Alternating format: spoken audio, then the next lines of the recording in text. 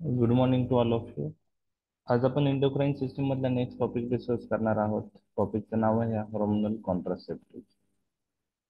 तर exam point of view, CCMP exam point of view हा topic long क्वेश्चनलाही येऊ शकतो.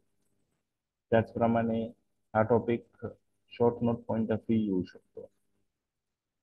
त्यामध्ये आपण जे कॉन्ट्रासेप्टिव्ह आहे, जे प्रेग्नन्सी प्रिव्हेन्शनसाठी वापरले जातात for reversible separation of fertility, त्यामध्ये हार्मोनल कॉन्ट्रासेप्टिव्ह कोणकोणते आहेत आणि ते कसे यूज होतात ते आपण पाहणार आहे. त्याची मेकॅनिझम काय, त्या ड्रगची, आणि ॲडव्हर्स इफेक्ट, कॉन्ट्राइंडिकेशन. त्याचप्रमाणे जे कॉन्ट्रासेप्टिव्ह मध्ये यूज केले जाणारे ड्रग्स आहेत त्याचे काही कॉन्ट्रासेप्टिव्ह सोडून अदर युजेस आहेत का, तेही तुम्हाला विचारलं जाऊ शकतं. तर 2 मार्कला ही क्वेश्चन येऊ शकतो. त्यानंतर इमर्जन्सी कॉन्ट्रासेप्टिव्ह पिल, त्यामध्ये कोणते ड्रग्ज येतात त्यावरही क्वेश्चन येऊ शकतो. ते कसे यूज होतात त्यावरही क्वेश्चन येऊ शकतो. तर यामध्ये आपण पहिले क्लासिफिकेशन पाहणार आहोत. त्यानंतर त्या कॉन्ट्रासेप्टिव्ह पिल्स आपण जे यूज करतो त्याविषयी डिटेल जाणून घेणार आहोत. काही अदर इंजेक्टेबल कॉन्ट्रासेप्टिव्ह आहेत त्याविषयी जाणून घेणार आहोत, आणि मग मेकॅनिझम, ॲडव्हर्स इफेक्ट, कॉन्ट्राइंडिकेशन आणि यूज. तर what are hormonal contraceptive? These are the hormonal preparation used for reversible suppression of fertility. These are the hormonal preparation we use for reversible, हे फार महत्वाचं आहे, रिव्हर्सिबल सपरेशन ऑफ फर्टिलिटी. तर pregnancy किंवा होऊ नये म्हणून, फिमेल कन्सीव्ह होऊ नये म्हणून हे ड्रग आपण यूज करतो. हे ड्रग फर्टिलिटी सप्रेस करता आणि यांचा इफेक्ट हा रिव्हर्सिबल असतो. तर आपण ते ड्रग जोपर्यंत यूज करू तोपर्यंत फर्टिलिटी सप्रेस होते. परंतु ते ड्रग आपण स्टॉप केले तर ती फर्टिलिटी सप्रेस झालेली आहे ती रिव्हर्सिबल असते. त्यानंतर काही दिवसात फिमेल पेशंटला जर वाटत असेल की प्रेग्नन्सी कन्सिव्ह व्हायचं आहे, तर काही दिवसांनी ती कन्सिव्ह होऊ शकते. म्हणजे ती प्रोसेस जी आहे, मेकॅनिझम जी आहे सपरेशन ऑफ फर्टिलिटी, ही रिव्हर्सिबल आहे. मग हार्मोनल कॉन्ट्रासेप्टिव्ह मध्ये मुख्यतः day to day clinical practice मध्ये हे आपण फिमेल हार्मोनल कॉन्ट्रासेप्टिव्ह हे फिमेल मध्ये यूज करतो, female point of view. Male hormonal contraceptive available आहे मेल मध्ये यूज करायला, पण ते जास्त क्लिनिकल प्रॅक्टिस मध्ये यूज होत नाही. तर यामध्ये आपण पहिले हार्मोनल कॉन्ट्रासेप्टिव्ह इन फिमेल मध्ये ओरल कॉन्ट्रासेप्टिव्ह पाहणार आहोत. ओरल कॉन्ट्रासेप्टिव्ह मध्ये 3 टाईपच्या पिल्स असतात. एक आहे combine oral contraceptive pill. Combine oral contraceptive पिल मध्ये इस्ट्रोजन आणि प्रोजेस्टेरॉन हे 2 ड्रग असतात, आणि त्यामुळे त्यांना नाव दिलेलं आहे कंबाईन ओरल कॉन्ट्रासेप्टिव्ह पिल. त्यानंतर पोस्ट कॉइटल पिल. पोस्ट कॉइटल पिल ह्या इमर्जन्सी पिल म्हणून यूज केले जातात. ओके. जर अनप्रोटेक्टेड सेक्सुअल इंटरकोर्स झालेला आहे आणि प्रेग्नन्सीचे चान्सेस आहे, तर त्यावेळेस पोस्ट कॉइटल पिल्स आपण यूज करू शकतो. त्याला इमर्जन्सी कॉन्ट्रासेप्टिव्ह पिल्स असेही म्हणतात. आणि ओरल कॉन्ट्रासेप्टिव्ह पिलमध्ये तिसरा जो प्रकार आहे त्याला आपण मिनी पिल म्हणतो. मिनी पिल आणि कंबाईन ओरल कॉन्ट्रासेप्टिव्ह पिलमध्ये फरक असा आहे की कंबाईन ओरल कॉन्ट्रासेप्टिव्ह पिलमध्ये इस्ट्रोजन आणि प्रोजेस्टेरॉन हे दोन्ही घटक असतात. मिनी पिल मध्ये फक्त प्रोजेस्टेरॉन असतं, त्यामुळे मिनी पिलला प्रोजेस्टेरॉन ओनली पिल असेही म्हणतात. आता ह्या लेक्चर मध्ये आपण इस्ट्रोजन प्रोजेस्टेरॉन मध्ये डिटेल मध्ये जाणार नाही. अं, काही इस्ट्रोजनची नावं तुम्हाला माहित असणं गरजेचे आहे, काही प्रोजेस्टेरॉनची नावं माहित असणं गरजेचं आहे. तर यामध्ये कंबाईन ओरल कॉन्ट्रासेप्टिव्ह पिल मध्ये कोणते ड्रग येतात, तर कंबाईन ओरल कॉन्ट्रासेप्टिव्ह पिल मध्ये आपण पाहिलं आहे की इस्ट्रोजन आणि प्रोजेस्टेरॉन याचं कॉम्बिनेशन असतं. आता कंबाईन ओरल कॉन्ट्रासेप्टिव्ह पिल पण 3 याच्यामध्ये डिवाइड होतात. कंबाईन ओरल कॉन्ट्रासेप्टिव्ह पिल जे आहेत त्यामध्ये मोनोफेजिक पिल असतात, त्यानंतर बायफेजिक पिल असतात आणि ट्रायफेजिक पिल असतात. ओके. तर मोनोफेजिक पिल काय आहे, बायफेजिक पिल काय आहे, ट्रायफेजिक पिल काय आहे, हे मी तुमच्याशी डिस्कस करतो. तर ओरल कॉन्ट्रासेप्टिव्ह पिल मध्ये, कंबाईन ओरल कॉन्ट्रासेप्टिव्ह पिल मध्ये इस्ट्रोजन आणि प्रोजेस्टेरॉन हे दोन घटक असतात. आणि कंबाईन ओरल कॉन्ट्रासेप्टिव्ह पिलचे तीन प्रकार पडतात: मोनोफेजिक पिल, बायफेजिक पिल आणि ट्रायफेजिक पिल.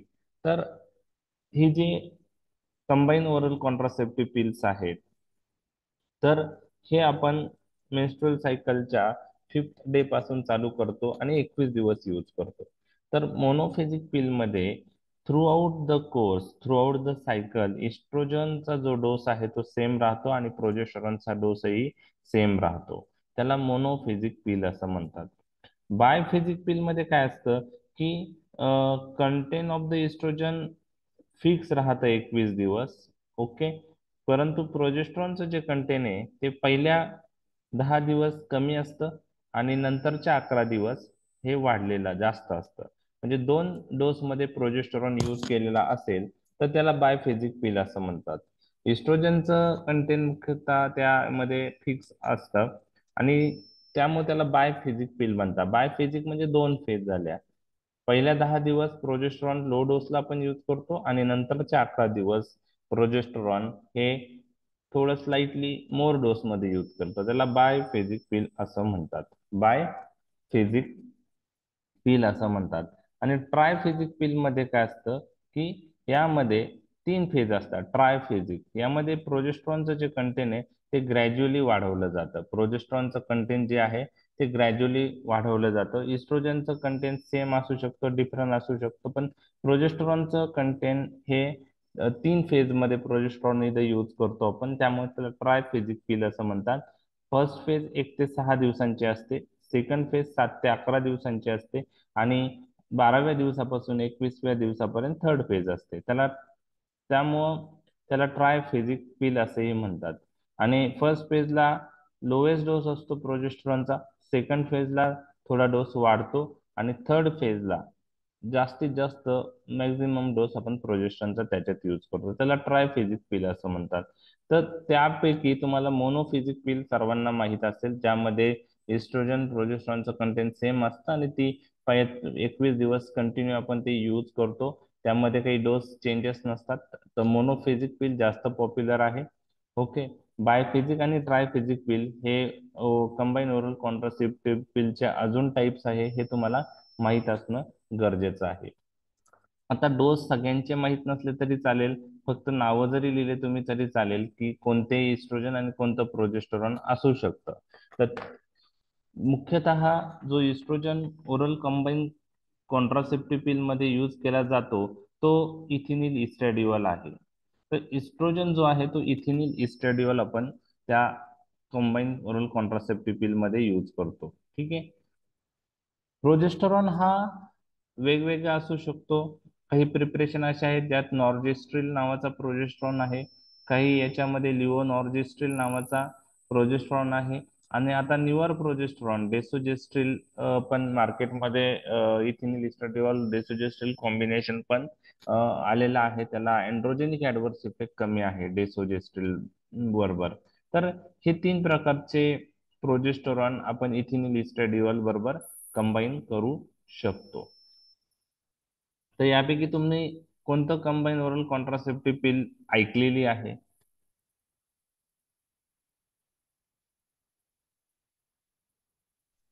कोणतं? Ovral L. कोणती? Ovral L. और ओके, ब्रँड. लिओन और रेस्टोरेंट।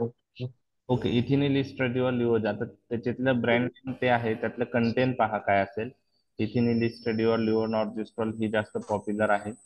तर डोस जो आहे तो एखाद्या प्रिपरेशनचा जरी माहीत पाहिजे तुम्हाला, सगळ्यांचं माहीत ठेवणं अवघड आहे. तर यामध्ये पहा की इथिनिल इस्ट्रॅडियोल नॉर्जेस्ट्रिलचा जर विचार केला तर आता इथिनिल इस्ट्रॅडियोलचा जो डोस आहे तो मायक्रोग्राम मध्ये मेन्शन केलाय आणि प्रोजेस्ट्रॉनचा मिलीग्राम मध्ये.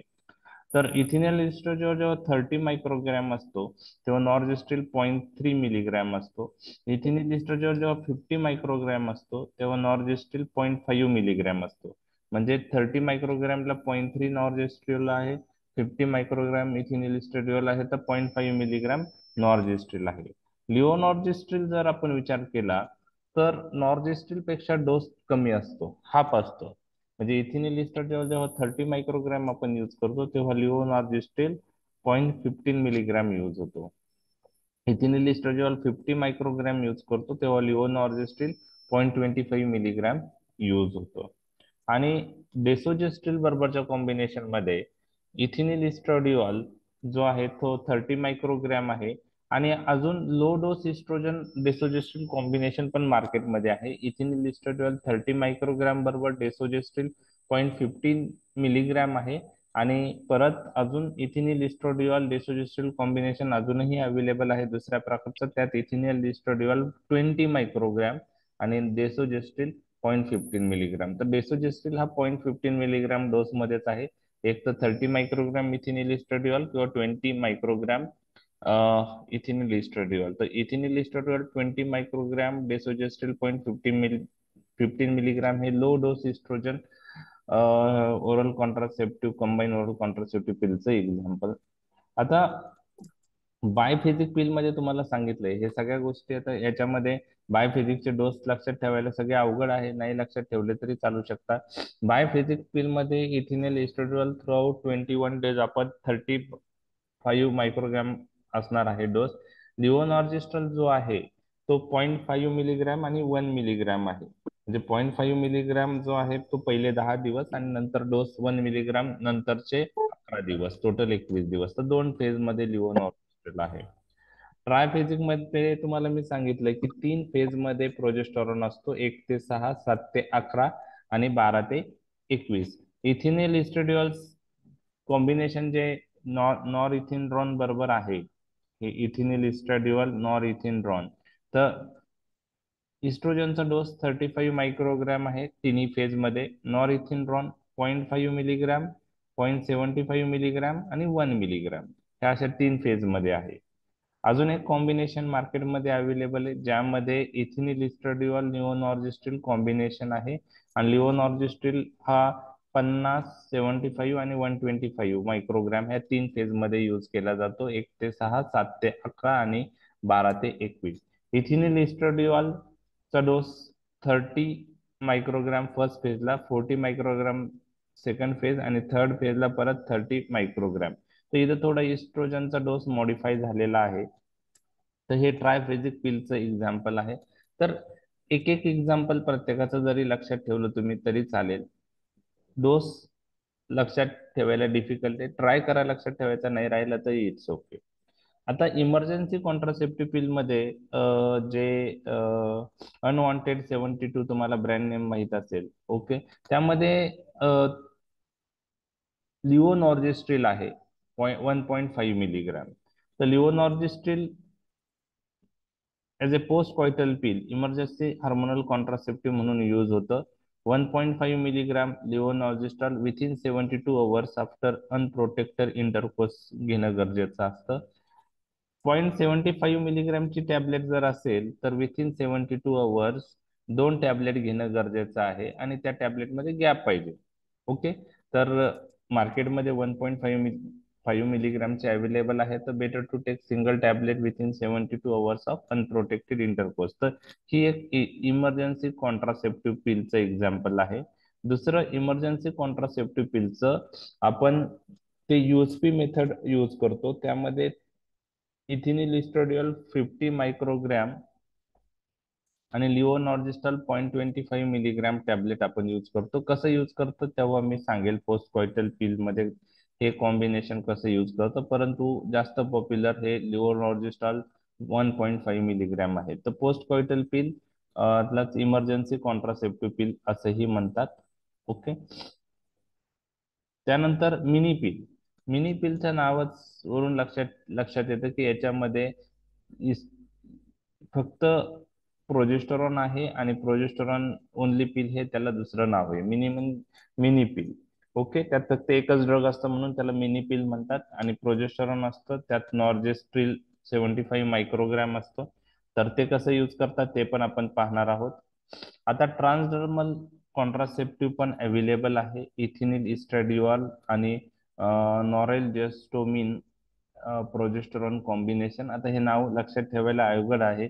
इथिनिल इस्ट्राडियोल लक्षात ठेवायला सोपं आहे, पण दुसरा जो घटक आहे प्रोजेस्टेरॉन, त्याला जो ड्रग आहे तो आहे नॉरेल जेस्टोमिन. तर ट्रान्सडर्मल कॉन्ट्रासेप्टिव्ह काही कंट्रीज मध्ये यूज होतात. इथिनिल इस्ट्राडियोल प्लस नॉरेल जेस्टोमिन कॉम्बिनेशन त्यामध्ये आहे. काही इंजेक्टेबल प्रिपरेशन ही आपण यूज करतो. इंजेक्टेबल प्रिपरेशनचा ऍडव्हान्टेज असतो की ते लॉंग ऍक्टिंग असतात, परंतु ड्रॉबॅक असा आहे की स्टॉप केल्यानंतर जी फर्टिलिटी रिव्हर्स व्हायला पाहिजे ती इतक्या फास्ट रिव्हर्स होत नाही. कधी कधी खूप दिवस लागतात आणि काही याच्यामध्ये खूप डिफिकल्टी जाते फर्टिलिटी रिव्हर्स करायला. ओरल कॉन्ट्रासेप्टिव्ह पिल्स मध्ये फर्टिलिटी रिव्हर्सिबल फास्ट होते. तर त्यामुळे इंजेक्टेबल प्रिपरेशन ही जास्त पॉप्युलर नाही. त्यामध्ये डिपॉट मिड्रॉक्झी प्रोजेस्टेरॉन ऍसिटेट आणि नॉर इथिनड्रॉन इनान्थेट दोन्ही प्रोजेस्टेरॉन आहेत, ते आपण इंजेक्टेबल प्रिपरेशन यूज करतो. ओके. त्यांची जी ड्युरेशन ऑफ इफेक्ट आहे ते 2 ते 3 महिने असतो. तर डीएमपीए आणि नॉर इथिनड्रॉन इनान्थेट, डीएमपीए म्हणजे depot medroxyprogesterone acetate, depot medroxyprogesterone acetate आणि norethindrone enanthate, norethindrone enanthate हे दोन प्रोजेस्टेरॉन आपण यूज करतो इंजेक्टेबल्स मध्ये. तिसरं जो आहे ते इम्प्लांट्स आहे. आता इंजेक्टेबल मध्ये आपण ते ड्रग इंट्रामस्क्युलरली यूज करतो. ओके. इम्प्लांट्स, इम्प्लांट्स म्हणजे यामध्ये आपण हे इम्प्लांट सबक्युटेनियसली इम्प्लांट करतो हे ड्रग, आणि हे ड्रग कॅप्सूल किंवा ट्यूब फॉर्म मध्ये फिलअप केलेले असतात आणि त्या कॅप्सूल किंवा ट्यूब सबक्युटेनस टिश्यू मध्ये इम्प्लांट केले जातात. तिथून ते ड्रग स्लोली रिलीज होतं सर्क्युलेशन मध्ये आणि लॉंग टर्म साठी फर्टिलिटी सप्रेस होते. अराउंड 5 इयर्स त्यांची ड्युरेशन ऑफ ऍक्शन असते. तर इम्प्लांट्स मध्ये नॉरप्लॅन्ट नावाचं इम्प्लांट पॉप्युलर आहे आणि त्यामध्ये प्रोजेस्टेरॉन आहे, लिव्होनॉर्जिस्टिन. जनरल फार्मॅकमध्ये पण आपण ते इम्प्लांट पाहिलेलं आहे सबक्युटेनस रूटच्या डिस्कशन मध्ये. तर त्यामध्ये नॉरप्लॅन्ट नावाचा जो हे आहे, नॉरप्लॅन्ट नावाचं इम्प्लांट जो आहे त्यामध्ये लिव्होनॉर्जिस्टिन नावाचा ड्रग असतो आणि असे आपण 6 कॅप्सूल सबक्युटेनियसली इम्प्लांट करतो आणि त्याची ऍक्शन 5 वर्षापर्यंत असते. तर नॉरप्लॅन्ट आहे. इंट्रायुटेराइन डिव्हाइसही आपण हार्मोनल कॉन्ट्रासेप्टिव्ह मध्ये यूज करू शकतो. त्यामध्ये प्रोजेस्टा सर्ट तुम्ही ऐकलं असेल, तर प्रोजेस्टा सर्ट आहे ते इंट्रायुटेराइन डिव्हाइस मध्ये ते प्रोजेस्टेरॉन असतं, तिथून ते रिलीज होऊन कॉन्ट्रासेप्टिव्ह इफेक्ट दाखवतो. तर तेही आपण यूज करू शकतो as a alternative to oral combine contraceptive pill, oral pills. तर हे झाले हार्मोनल कॉन्ट्रासेप्टिव्ह जे आहेत ते फिमेलमध्ये यूज होणारे. म्हणजे यामध्ये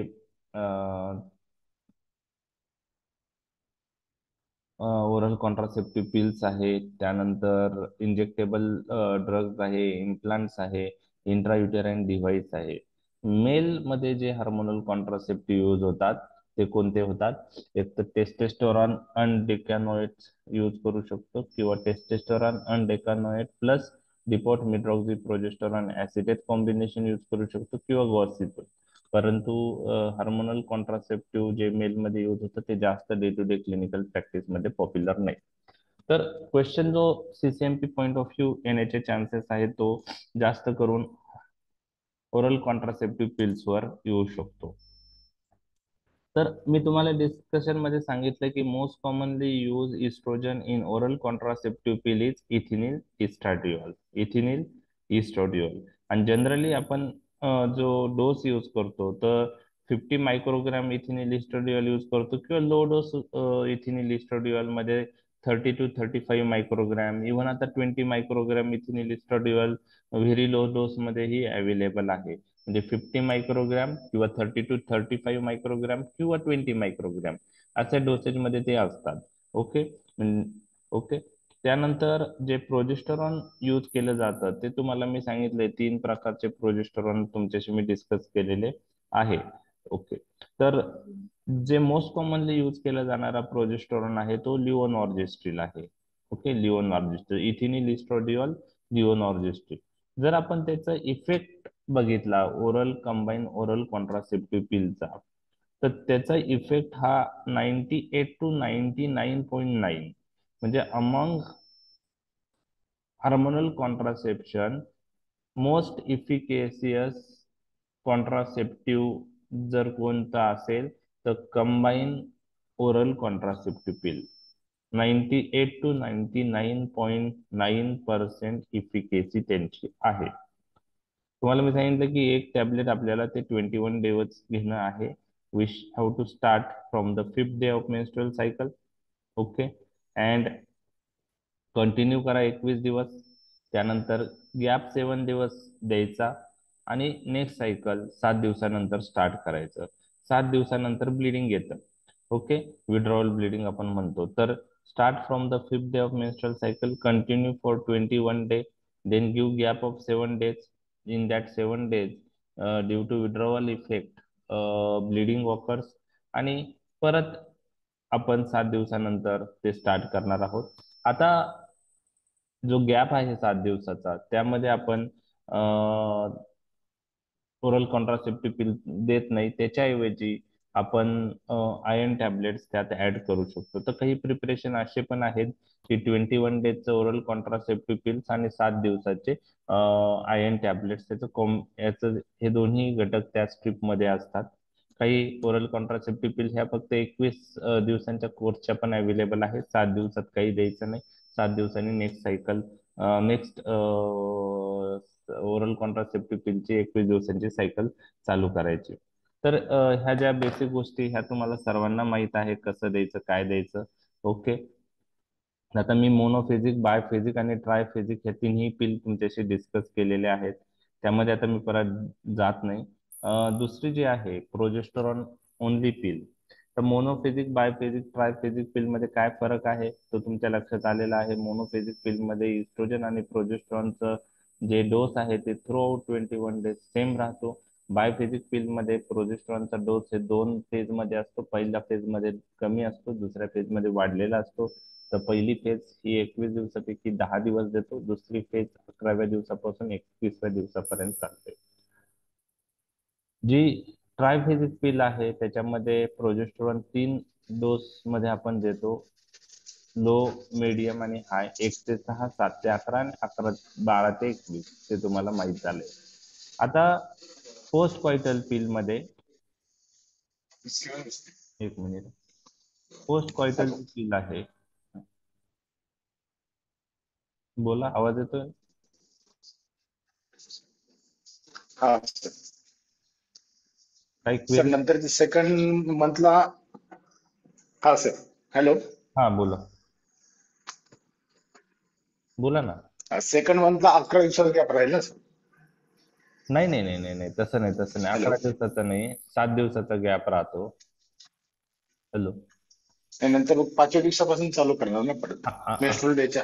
मेन्स्ट्रुअल डेच्या 5व्या दिवसापासून, म्हणजे आपण 5th day of menstrual cycle चालू केल्यानंतर 21 दिवस देतोय ना. 21 दिवस देतो आहे याचा अर्थ हा. ते मेन्स्ट्रुअल सायकलचा 21वा दिवस नाहीये. 21 दिवस 5व्या दिवसापासून 21व्या दिवस, बरोबर आहे. म्हणजे जवळजवळ ते 25व्या दिवसापर्यंत येतो. लक्षात आलं? आणि मग ह्या सायकलचे 3 दिवस, 3 दिवसांनी मग ब्लिडिंग स्टार्ट होऊ शकतं विड्रॉवल इफेक्ट मग प्रोजेस्टेरॉन विड्रॉ होतं ना. ओरल कॉन्ट्रासेप्टिव्ह पिल स्टॉप केली तर इस्ट्रोजन हा. प्रोजेस्टेरॉनचा जे नॅचरल सायकल सारखं आपण द्यायचा प्रयत्न करतो.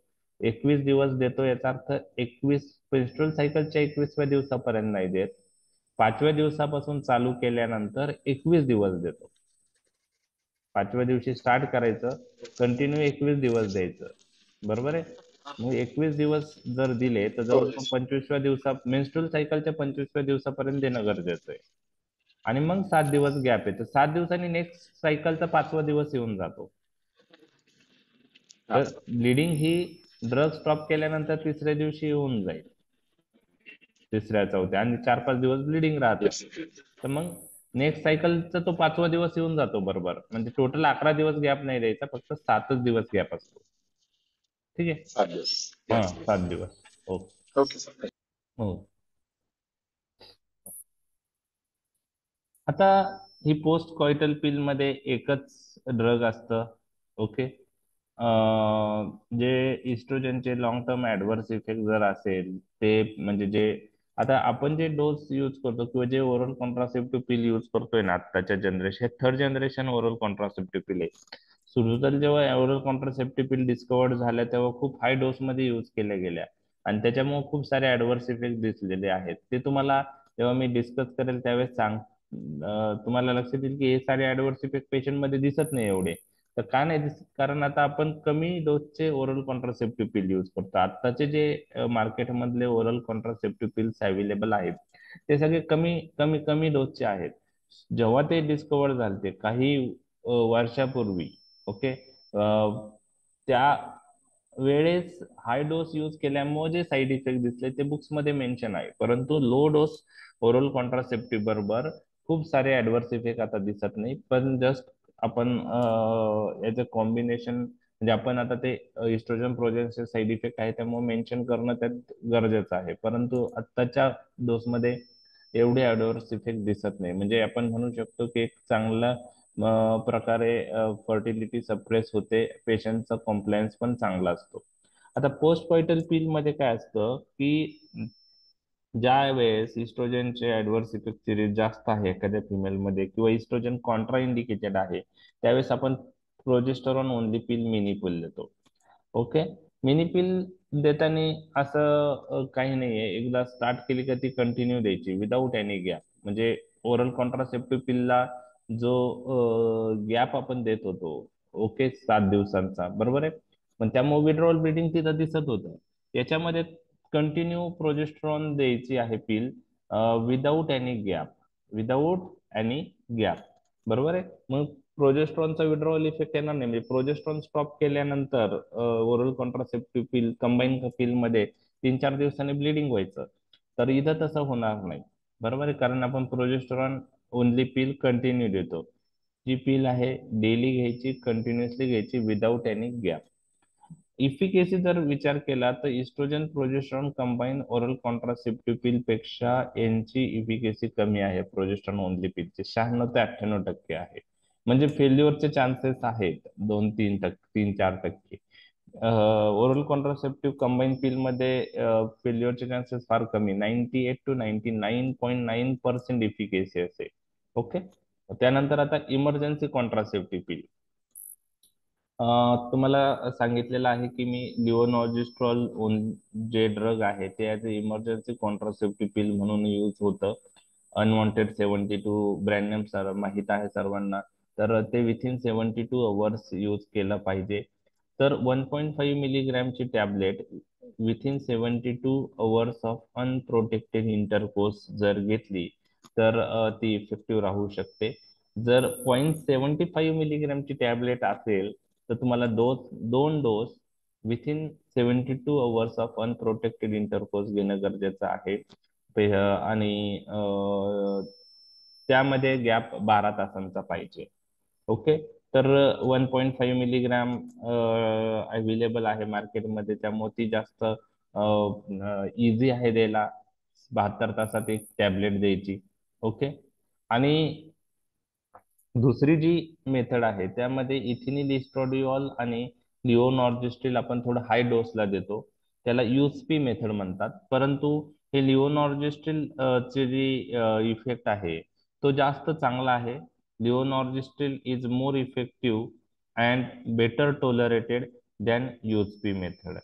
तर यूएसपी मेथड मध्ये आपण काय करतो यूएसपी मेथड मध्ये इथिनिल इस्टोडॉल 0.1 मिलीग्रॅम आणि लिओनॉर्जिस्ट्रेल 0.5 मिलीग्रॅम, ओके, दोन डोस देतो 12 hours interval within 72 hours of exposure. म्हणजे यामध्ये इथिनिल इस्टेडिओल 0.1 मिलीग्रॅम आणि लिओनॉर्जिस्ट्रॉल 0.5 मिलीग्रॅम यूज केला जातो आणि दोनदा द्यायचं आहे 72 तासामध्ये आणि दोन डोस मध्ये 12 तासाचं अंतर पाहिजे. आता आपल्याकडे जे अवेलेबल कॉम्बिनेशन आहे ते इथिनिल इस्ट्रोडिओल जास्तीत जास्त डोस जो आहे तो 50 मायक्रोग्रॅम ओके. आणि लिओनॉर्जिस्टॉल 0.25 मिलीग्रॅम आहे. आपल्याला 0.1 मिलीग्रॅम इथिनिल एस्ट्रोडिओल द्यायचे म्हणजे 100 मायक्रोग्रॅम, आणि लिओनॉर्जिस्टॉल 0.5 मिलीग्रॅम द्यायचं आहे म्हणजे 0.25 मिलीग्रॅम लिओनॉर्जिस्ट्रिल असलेलं आणि इथिनिल एस्ट्रोडिओल 50 मायक्रोग्रॅम असलेल्या टॅबलेट 2 द्यावा लागेल. 2 टॅबलेट दिल्याने इथिनिल एस्ट्राडिओलचा डोस 100 मायक्रोग्राम म्हणजे 0.1 मिलीग्राम बनेल, आणि लिओनॉर्जिस्टिल 0.25 मिलीग्राम टॅबलेट मध्ये असतं, तर 0.50 देण्यासाठी 2 टॅबलेट आपण दिले तर ते कव्हर होईल. म्हणजे 2 टॅबलेट द्यायच्या, 12 तास थांबायचं, 12 तासांनी दुसऱ्या 2 टॅबलेट द्यायच्या. ओके. असे 72 तासामध्ये दोनदा ते देणं गरजेचं आहे. पण युएसपी मेथड पेक्षा लिओनॉर्जिस्ट्रिल जास्त इफेक्टिव्ह आहे आणि बेटर टॉलरेटेड आहे. फक्त एक्झाम पॉइंट ऑफ व्ह्यू तुम्हाला इमर्जन्सी कॉन्ट्रासेप्टिव्ह पिल किंवा पोस्ट कॉइटल पिल आलं तर हे लिओनॉर्जिस्टिल तर तुम्ही लिहू शकता, पण हे युएसपी मेथड पण तुम्हाला माहित पाहिजे. आणि आता रिसेंटली अजून एक ड्रग मार्केटमध्ये आलेलं आहे, ते अनप्रोटेक्टेड इंटरकोर्स नंतर 120 दिवसात, सॉरी 120 तासात, 120 मध्ये दिलं तरी पण इफेक्टिव्ह आहे. हे जसं 72 मध्ये द्यावं लागतं लिओनॉर्जिस्टिल किंवा युएसपी मेथड, तर ते तिसरं ड्रग मी तुमच्याशी डिस्कस करणार आहे ulipristal, that is effective if we take even within 120 of unprotected intercourse. तर युलिप्रिस्टाल जे ड्रग आहे युलिप्रिस्टाल, ते 30 मिलीग्राम सिंगल डोस देतो as soon as possible but within 120 of unprotected intercourse. Ulipristal जो ड्रग आहे तो सिलेक्टिव्ह प्रोजेस्टेरॉन रिसेप्टर मॉड्युलेटर आहे. Okay. Ulipristal हा drug selective progesterone receptor modulator आहे युलिप्रिस्टाल. ओके. ऐकलंय तुम्ही युलिप्रिस्टाल? नाही. नाही. ओके. तर एमसीक्यू ला जर आलं 120 तासाच्या आत कोणता ड्रग यूज करू शकतात, तर हे युलिप्रिस्टाल यूज केलं जातं. ओके. लिओनॉर्जिस्टल सगळ्यांना माहित असेल. आता जो लास्ट ऑप्शन आहे यामध्ये मिफिप्रिस्टोन आपण यूज करतो. ओके. हा अँटी प्रोजेस्टेरिन ड्रग आहे, प्रोजेस्टेरॉन रिसेप्टरला ब्लॉक करतो. प्रोजेस्टेरॉन हा प्रेग्नन्स म्हणजे मिफिप्रिस्टोन हे अँटी प्रोजेस्ट्रॉन ड्रग आहे. तो 72 मध्ये दिला जातो. जनरली युरोप किंवा चायनामध्ये ते यूज केला जातो मिफिप्रिस्टोन. इंडियामध्ये तो जास्त यूज केला जात नाही. तर कधी कधी 2 मार्कला पोस्ट क्वायटल पिलवर शॉर्ट नोट येऊ शकते, किंवा इमर्जन्सी कॉन्ट्रासेप्टिव्ह पिल म्हणून 2 मार्कला शॉर्ट नोट आली तर तुम्हाला ते कसे दिले जातात, that is expected from you. ठीक आहे. आता इंजेक्टेबल कॉन्ट्रासेप्टिव्ह कसे दिले जातात? ओके. आता इंजेक्टेबल कॉन्ट्रासेप्टिव्ह डेव्हलप करण्यामागचा हेतू काय होता, की ओरल पिल्स ज्या आहेत त्या डेली आपल्याला पेशंटला द्याव्या लागतात. त्यामुळं त्याला अल्टरनेटिव्ह म्हणून असं काही करता येईल की 2-3 महिन्यातून एकदा आपण घेतलं तरी चालू शकतं. तर त्यासाठी ते इंजेक्टेबल प्रिपरेशन अवेलेबल झालेले आहे मार्केटमध्ये.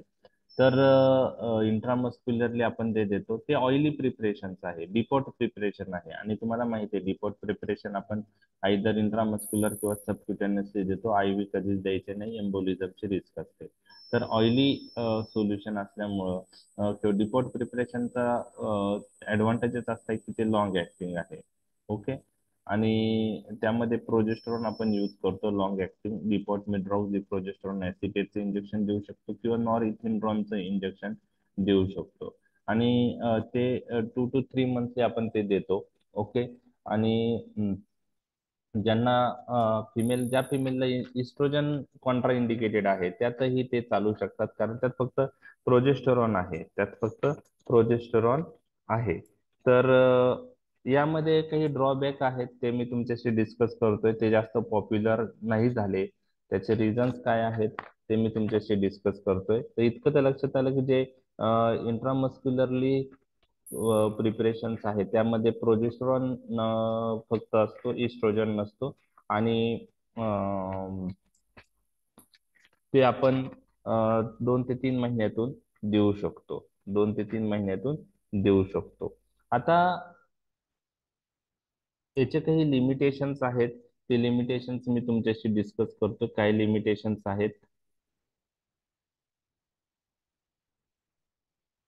इंजेक्टेबल प्रिपरेशनचे?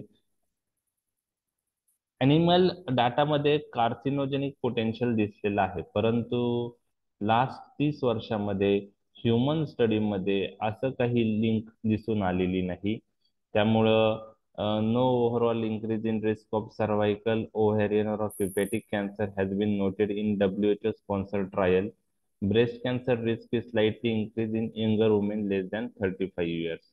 म्हणजे ॲनिमल डाटामध्ये जरी कार्सिनोजेनिक पोटेन्शियल दिसून आलं तरी पण ह्युमन ट्रायल्समध्ये तसं काही रिलेशन दिसून आलेलं नाही. अजून लिमिटेशन असं आहे की मेन्स्ट्रुअल इरेग्युलॅरिटीज फिमेल पेशंटमध्ये त्या फिमेलला दिसून येतात. एक्सेसिव्ह ब्लिडिंग किंवा अमिनोरिया त्या फिमेल पेशंटला दिसून येते. फर्टिलिटी रिटर्न येण्यासाठी कधी कधी 6 महिने लागू शकतात. 6 ते 30 महिन्याचा कालावधी लागू शकतो. 30 महिने म्हणजे पहा तुम्ही, 12 दूनी 24, 2 वर्षापेक्षा जास्त वेळ कधी कधी लागू शकतो. आणि कधी कधी काही वुमेन मध्ये परमनंट स्टरिलिटी पण येऊ शकते. म्हणजे तो पण प्रॉब्लेम आहे इंजेक्टेबल प्रिपरेशनचा. काही पेशंटला वेट गेन, हेडेक दिसून येतो. बोन मिनरल डेन्सिटी 2 ते 3 वर्षांनी डिक्रीज झालेली दिसून येते. ओके.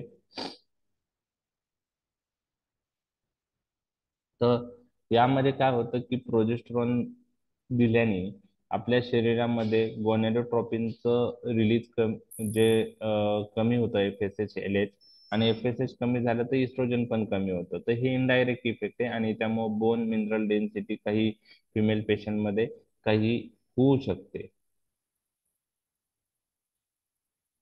काही फिमेल पेशंटला मेनोपॉज लाईक सिमटम्स दिसून येतात. तर हे काही ड्रॉबॅक्स आहेत. ओके. ते इंजेक्टेबल प्रिपरेशन बरोबर दिसून येतात.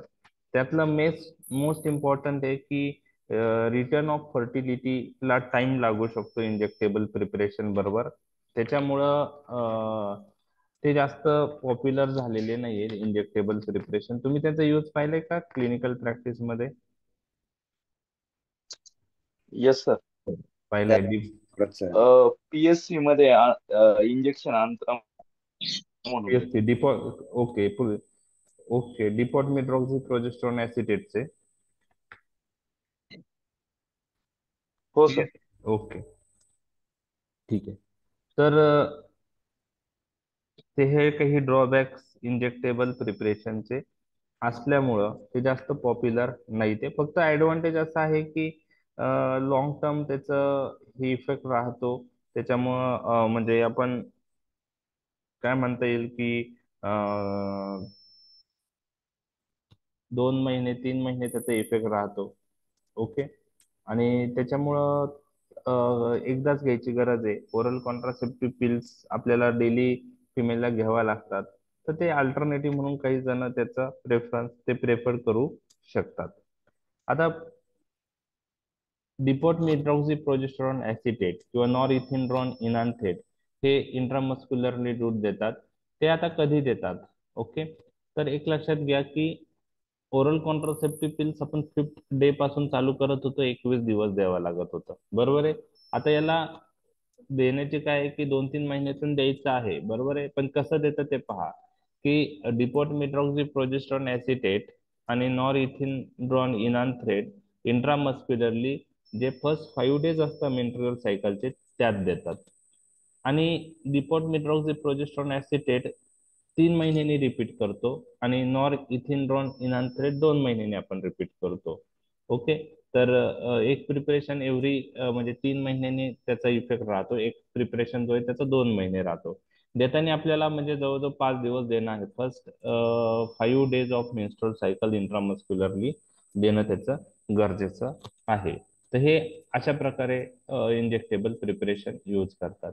इम्प्लांट मध्ये तुम्हाला सांगितलं की 6 कॅप्सूल्स असतात. त्यात 36 मिलीग्राम न्यूरोलॉजिस्टल एका कॅप्सूल मध्ये असतं. सबक्युटेनियसली इम्प्लांट आपण ते सबक्युटेनियसली इम्प्लांट जे आहे ते सबक्युटेनियसली इम्प्लांटेशन करतो आणि तिथून ड्रग स्लोली रिलीज होतो. जवळजवळ 5 वर्ष त्या इम्प्लांटचा इफेक्ट राहतो.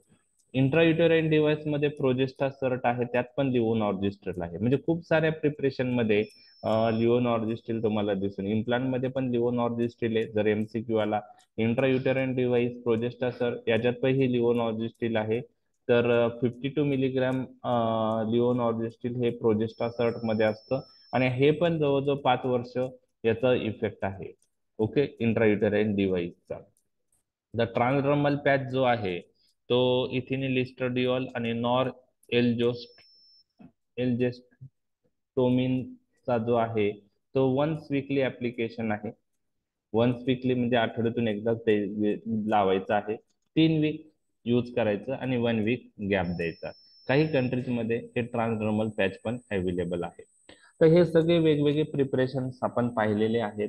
ओके, आता मेकॅनिझम ऑफ ऍक्शन काय आहे हे एक्झाम मध्ये विचारू शकतात, वायवात विचारू शकतात की हे कॉन्ट्रासेप्टिव्ह पिल्स कोणत्या मेकॅनिझमनी इफेक्टिव्ह राहतात. तर ओरल कॉन्ट्रासेप्टिव्ह पिलचे मेकॅनिझम ऑफ ऍक्शन काय आहेत. तर त्या 4-5 ऍक्शन्स तुम्हाला माहित पाहिजे की काय कोणत्या मेकॅनिझमनी प्रेग्नन्सी प्रिव्हेंट होते किंवा फिमेल कन्सीव्ह होत नाही आणि फर्टिलिटी ही सप्रेस होते. तर फार महत्वाची महत्वाची ऍक्शन जी आहे inhibition of ovulation. Okay, inhibition of ovulation. Inhibition of ovulation म्हणजे ओरल कॉन्ट्रासेप्टिव्ह पिल्स दिल्याने जी मेन्स्ट्रुअल सायकल आहे ती सायकल मध्ये ओव्ह्युलेशन इनहिबिट होतं. ओव्ह्युलेशन आपल्याला माहिती आहे 14व्या दिवशी होतं, ओहम रिलीज होतं आणि स्पर्म बरोबर कॉन्टॅक्ट येऊन फर्टिलायझेशन होऊ शकतं. तर जर ओव्ह्युलेशनच नाही झालं तर ओहम रिलीज नाही होणार. तर हे ओव्ह्युलेशन कसं इनहिबिट होतं ते मी तुमच्याशी डिस्कस करणार आहे. तर यामध्ये काय होतं की ओरल कॉन्ट्रासेप्टिव्ह पिल्स मध्ये इस्ट्रोजन प्रोजेस्टेरॉन असतो. ते दिल्यामुळं काय होतं की आपल्या शरीरामध्ये इस्ट्रोजन प्रोजेस्टेरॉन सर्क्युलेशन मध्ये राहतं आणि निगेटिव्ह फीडबॅक मेकॅनिझमनी अँटेरियर पिट्युटरी मधून FSH-LH रिलीज होत नाही. FSH-LH रिलीज होत नाही. FSH-LH ला आपण गोनॅडोट्रॉपिन्स असं म्हणतो आणि FSH-LH रिलीज न झाल्यामुळे ओव्ह्युलेशन होत नाही. ओके, तर this is due to negative feedback mechanism. जसं आपण पाहिलं की T3 T4 लेवल जास्त असेल सर्क्युलेशन मध्ये तर अँटेरियर पिट्युटरी मधून TSH रिलीज नाही होत. बरोबर आहे. तसंच इस्ट्रोजन प्रोजेस्ट्रॉनची लेवल आपल्या सर्क्युलेशन मध्ये कंटिन्यू राहिली तर इस्ट्रोजन प्रोजेस्ट्रॉन काय करतं बाय निगेटिव्ह फीडबॅक मेकॅनिझमनी गोनॅडोट्रॉपिन रिलीज करत नाही अँटेरियर पिट्युटरी मधून आणि गोनॅडोट्रॉपिन FSH-LH रिलीज नाही झालं तर ओव्ह्युलेशन नाही. तर ओव्ह्युलेशन साठी ते महत्वाचं आहे. बरोबर आहे.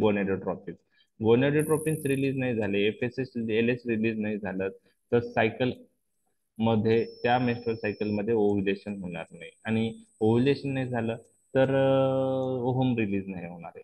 तर इनहिबिशन ऑफ ओव्ह्युलेशन ही सर्वात महत्वाची मेकॅनिझम आहे आणि ही कशा आहे बाय इनहिबिटिंग रिलीज ऑफ गोनॅडोट्रॉपिनचे नाव काय FSH-LH फ्रॉम अँटेरियर पिट्युटरी आणि हे कशामुळे घडून येतं निगेटिव्ह फीडबॅक मेकॅनिझममुळे लक्षात घ्या. तर हे झाली पहिली ऍक्शन. दुसरी ऍक्शन जी आहे ती प्रोजेस्टेरॉनची आहे. प्रोजेस्टेरॉन सर्व्हायकल म्युकस थिक करतं आणि सर्व्हायकल म्युकस थिक झाल्यामुळं जे स्पर्म आहे ते पेनिट्रेट नाही होत. Okay, cervical mucus become hostile to sperm penetration. Okay, the progesterone makes cervical mucus thick and due to that cervical mucus becomes hostile to sperm penetration. म्हणजे पहिली ovulation inhibit होतं. बरोबर आहे. नंतर स्पर्म पेनिट्रेशन अफेक्ट होतं प्रोजेस्टेरॉनने cervical mucus thick झाल्यामुळं. Okay, आणि sperm जर पेनिट्रेट नाही झाले तर ते फॅलोपियन ट्यूब पर्यंत पोहोचणार नाही. ओके. ओके, तर तिथं फर्टिलायझेशन होणार नाही. म्हणजे ही स्टेप पण इनहिबिट होते प्रोजेस्टेरॉनमुळे सर्व्हायकल म्युकस थिक होऊन. Penetration of the sperm affect होतं. तिसरं, आता ओहम रिलीज झाल्या आणि स्पर्म जेव्हा ओहमच्या कॉन्टॅक्ट मध्ये येतो तर फर्टिलायझेशन जे आहे ते फेलोपियन ट्यूब मध्ये होतं. तर त्यासाठी स्पर्म तिथपर्यंत पोहोचणं गरजेचं आहे. ओहम त्या ट्यूब मध्ये रिलीज होणं गरजेचं आहे ओव्हरी मधून. तर जर युटेराईन आणि ट्युबल कॉन्ट्रॅक्शन व्यवस्थित नसेल तर फर्टिलायझेशन होणार नाही. कारण ते बरोबर त्या ला त्या टायमिंग मध्ये तिथं ते रीच झाले पाहिजे. तर हे ओरल कॉन्ट्रासेप्टिव्ह पिल्स युटेराईन आणि ट्युबल कॉन्ट्रॅक्शन मॉडिफाय करतात and that is responsible for prevention of fertilisation. So by modifying uterine and tubal contraction, these drugs prevent fertilization. ही एक मेकॅनिझम तिसरी तुम्हाला लक्षात ठेवायची आहे.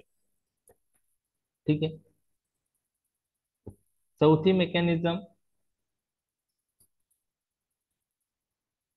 समजा ओव्हुलेशन इनहिबिट नाही झालं आणि फर्टिलायझेशन पण इनहिबिट झालं नाही, तर ओहम रिलीज होणार, स्पर्म फॅलोपियन ट्यूब मध्ये जाणार, फर्टिलायझेशन करणार. फर्टिलायझेशन नंतर नेक्स्ट स्टेप असतं की इम्प्लांटेशन. इम्प्लांटेशन हे युटेरस मध्ये होतं.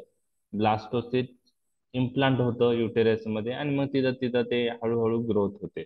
ओके. तर हे ड्रग इम्प्लांटेशन पण इंटरफिअर करतात. म्हणजे चुकून जर ओव्हुलेशन झालं, फर्टिलायझेशन झालं तर हे drug prevent implantation of the blastocyst in the endometrium. कसं? एक तर एंडोमेट्रियम ते हायपर प्रॉलिफरेटिव्ह करतील किंवा ऍट्रोपिक करतील. म्हणजे इम्प्लांटेशनच्या साठी जे फेवरेबल एंडोमेट्रियम असतं ते राहणार नाही. पण चौथी मेकॅनिझम आहे, they prevent implantation. Okay, they prevent implantation of the blastocyst. Okay, ही चौथी आहे. पाचवी मेकॅनिझम मध्ये समजा चुकून ओव्हुलेशन झालं, फर्टिलायझेशन पण झालं, इम्प्लांटेशन पण झालं, तर हे ड्रग इम्प्लांटेड ब्लास्टोसिस्टला त्या साईटनी काढून पण टाकू शकतात. ओके. पोस्ट कॉइटल पिल साठी ही ऍक्शन महत्वाची आहे. तर post coital pill may disclose just implanted blastocyst. Implanted blastocyst endometrium मध्ये इम्प्लांट जरी झाले असेल तर त्याचं डिस्लॉजमेंट होतं आणि ते बाहेर पडतं. तर ही त्यामुळे थोडं ब्लिडिंग होऊ शकतं. तर ती पाचवी ऍक्शन आहे. तर प्रत्येक स्टेप जी आहे कन्सिव्ह पॉइंट ऑफ व्ह्यू महत्वाची, त्या प्रत्येक स्टेपला हे ड्रग इंटरफेअर करू शकतात. म्हणजे फर्स्ट स्टेप आहे ओव्हुलेशन, ती इंटरफेअर होईल. स्पर्म पेनिट्रेशन इंटरफेअर होईल. जर ह्या दोन्ही गोष्टी झाल्या तर फर्टिलायझेशन इंटरफेअर होईल. जर फर्टिलायझेशन पण झालं तर इम्प्लांटेशन इंटरफेअर होईल. इम्प्लांटेशन झालं तर हे ड्रग इम्प्लांटेड ब्लास्टोसिस्टला पण बाहेर टाकतात. ओके, म्हणजे डिसलॉज करतात तिथून. तर ह्या पाच पैकी जी पहिली ऍक्शन आहे, inhibition of ovulation by negative feedback mechanism due to inhibition of release of FSH LH from anterior pituitary, ती फार महत्वाची आहे. ती फार महत्वाची आहे. तर ह्या पाच प्रोबेबल म्हणजे ह्या मेकॅनिझम आहेत, त्यांनी हे hormonal contraceptive pills fertility reversibly suppress करतात. ओके. तर प्रॅक्टिकल कन्सिडरेशन आपण पाहणार आहोत. ओके. काय काय गोष्टी प्रॅक्टिकल पॉइंट ऑफ व्ह्यू याच्याशी रिलेटेड माहित असणं गरजेचं आहे. ओके. पहिलं आहे ओरल कॉन्ट्रासेप्टिव्ह पिल जोपर्यंत तुम्ही देतात त्यापर्यंत फर्टिलिटी सप्रेस होते. डिस्कंटिन्यू केलं तर जी फर्टिलिटी सप्रेस झालेली आहे ती रिव्हर्स होते आणि 1 ते 2 महिन्यामध्ये फर्टिलिटी जी आहे ती पूर्ववत होते. Return of fertility seen within 1 to 2 months in case of oral contraceptive pill. Okay. पण कधी कधी काय होतं माहितीये का, रिबाउंड इंक्रीज इन फर्टिलिटी पण होते.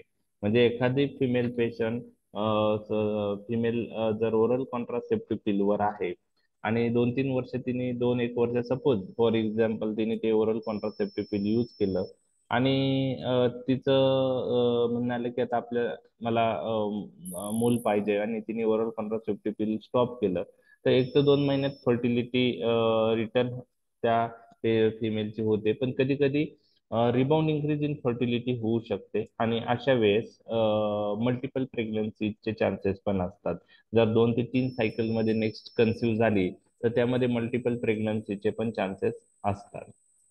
विथ इंजेक्टेबल प्रिपरेशन मी तुम्हाला सांगितलं रिटर्न ऑफ फर्टिलिटी डिले होती. ओके. सायकल खूप महिने लागतात नॉर्मलाइज व्हायला. काही फिमेल पेशंट मध्ये परत नॉर्मलाइज पण नाही होत आणि काही फिमेल पेशंट मध्ये परमनंट इन्फर्टिलिटी पण इंजेक्टेबल प्रिपरेशन येऊ शकते. म्हणजे इंजेक्टेबल प्रिपरेशन देताना ती रिस्क ग्राह्य धरून पेशंटनी ते घेतले पाहिजे. म्हणजे पेशंटला ते सांगणं गरजेचं आहे की इंजेक्टेबल प्रिपरेशन जे आहे हार्मोनल प्रिपरेशन, ओके, मिड्रॉक्सी प्रोजेस्टेरॉन ऍसिडेट नॉरिथिन इनान्थेट हे जे प्रिपरेशन आहे ह्या प्रिपरेशननी परमनंट इन्फर्टिलिटी येऊ शकते. ती रिस्क तुम्ही म्हणजे घेऊ शकत असाल तरच ते प्रिपरेशन घ्या. Otherwise better to take oral contraceptive combine pill. Okay. आता 5व्या दिवसापासून आपण स्टार्ट करतो, 21 दिवस कंटिन्यू यूज करतो, बरोबर आहे. 5व्या दिवसापासून 21 दिवस ती टॅबलेट फिमेल पेशंटनी डेली घ्यायला पाहिजे. जर एखादी टॅबलेट मिस झाली तर काय ऍडवाइस आपण केला पाहिजे, तर त्यावेळेस फिमेल पेशंटला सांगायचं की नेक्स्ट डेला 2 टॅबलेट घ्या. ओके. आणि नंतर परत 3ऱ्या दिवसा नेक्स्ट डेला 2 टॅबलेट घ्या, परत एक एक टॅबलेट तुम्ही चालू करा ऍज युजल, बरोबर आहे. परंतु जर 2 टॅबलेट पेक्षा जास्त मिस झाल्या, 2 टॅबलेट पेक्षा जास्त दिवस म्हणजे आज नाही घेतली उद्या पण म्हणजे काल नाही घेतली आणि आज नाही घेतली, 2 दिवस नाही घेतल्या, 2 टॅबलेट जास्त 2 टॅबलेट पेक्षा जास्त मिस झाल्या तर यावेळेस आपल्याला जे ओरल कॉन्ट्रासेप्टिव्ह पिल्स वापरत आहोत तो कोर्स स्टॉप करायचा. त्या कपलला alternative method of contraception advice करायचं आणि नेक्स्ट सायकल पासून परत 5th डेला ओरल कॉन्ट्रासेप्टिव्ह पिल स्टार्ट करायचं. म्हणजे एक टॅबलेट मिस झाली तर आपण दुसऱ्या दिवशी 2 टॅबलेट देऊ शकतो. ओके. 2 किंवा 2 पेक्षा जास्त टॅबलेट मिस झाल्या तर ओरल कॉन्ट्रासेप्टिव्ह पिल स्टॉप करा. Other method of contraception advice करा आणि नेक्स्ट सायकल पासून 5th डेला ओरल कॉन्ट्रासेप्टिव्ह पिल परत स्टार्ट करू शकतो. ओके. लक्षात आलं? ओके. आता हे पण फार महत्वाचं आहे. If pregnancy occur during use of hormonal contraceptive pill what to do. म्हणजे प्रेग्नन्सी झाली म्हणजे काय की फिमेल पेशंट ओरल कॉन्ट्रासेप्टिव्ह पिलवर आहे आणि तुम्हाला मी सांगितलं 98 to 99.9% ते इफिकेशियस आहे. म्हणजे इतकं चांगलं आहे. परंतु 1 ते 2% मध्ये फेल्युअर होऊ शकतं. फेल्युअरचं कारण काही असू शकतं. ओके.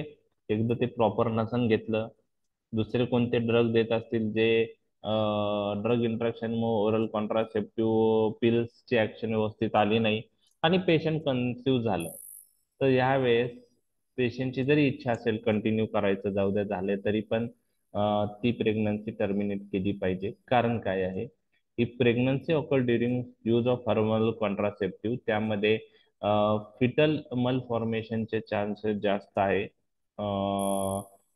जेनेटल कार्सिनोमा फिमेलचे चान्सेस, फिमेलमध्ये जेनेटल कार्सिनोमा, फिमेल जर बच्चू असेल तर जेनेटल कार्सिनोमाचे रिस्क आहे पुढे, आणि मेल जर असेल तर अनडिसेंडेड टेस्टिसचे चान्सेस आहे. त्यामुळं सक्शन ऍस्पिरेशननी ती प्रेग्नन्सी टर्मिनेट करणं गरजेचं आहे, कंटिन्यू केली नाही पाहिजे. हे पण फार महत्वाचं प्रॅक्टिकल पॉइंट ऑफ व्ह्यू तुम्हाला ही गोष्ट माहीत पाहिजे. त्यानंतर ज्या फिमेल पेशंटला आपण 30 मायक्रोग्रॅम इथिनेल इस्ट्रोडिऑल देत आहोत, ओके, तर मेजॉरिटी फिमेल पेशंटला 30 मायक्रोग्रॅम इथिनिल इस्ट्रोडिऑल जर ती नॉर्मल वेट फिमेल असेल तर सफिशियंट आहे. पण ओबेस फिमेल असेल तर कधी कधी 50 मायक्रोग्रॅम इथिनिल इस्ट्रोडिऑलची ही गरज पडते.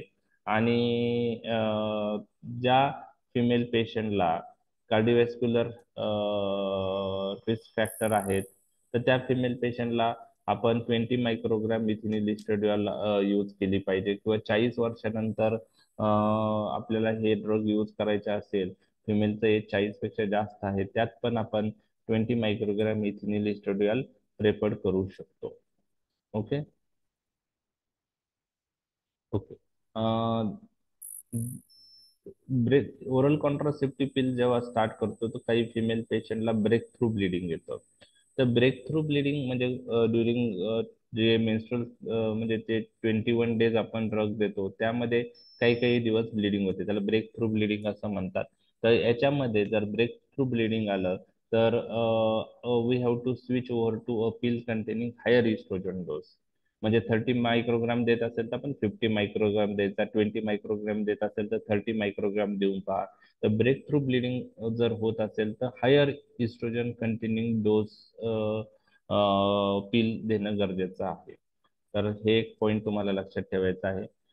Women with contraindication for estrogen progesterone only pill आपण यूज केली पाहिजे. म्हणजे प्रोजेस्ट्रॉन ओनली पिल कधी यूज करायची असं जर कोणी विचारलं तर तुम्हाला त्याचं आन्सर आलं पाहिजे की ज्या फिमेल पेशंटला इस्ट्रोजन कॉन्ट्राइंडिकेटेड आहे अशा फिमेल पेशंटमध्ये आपण प्रोजेस्ट्रॉन ओनली पिल देऊ शकतो. तर हे प्रॅक्टिकल ऍस्पेक्ट तुमच्याशी डिस्कस केले. व्हायवामध्ये कधी कधी प्रॅक्टिकल ऍस्पेक्ट विचारू शकता तुम्हाला, बरोबर आहे. तर त्यामुळे प्रॅक्टिकल ऍस्पेक्ट तुम्हाला माहित पाहिजे. समजा टॅबलेट मिस झाल्यावर दुसऱ्या दिवशी काय करायचं, 2 टॅबलेट मिस झाले तर काय करायचं, समजा फिमेल कन्सिव्ह झाली ओरल कॉन्ट्रासेप्टिव्ह पिलवर असताना तर काय करायचं, टर्मिनेशन काय करण्याची गरज आहे प्रेग्नन्सी.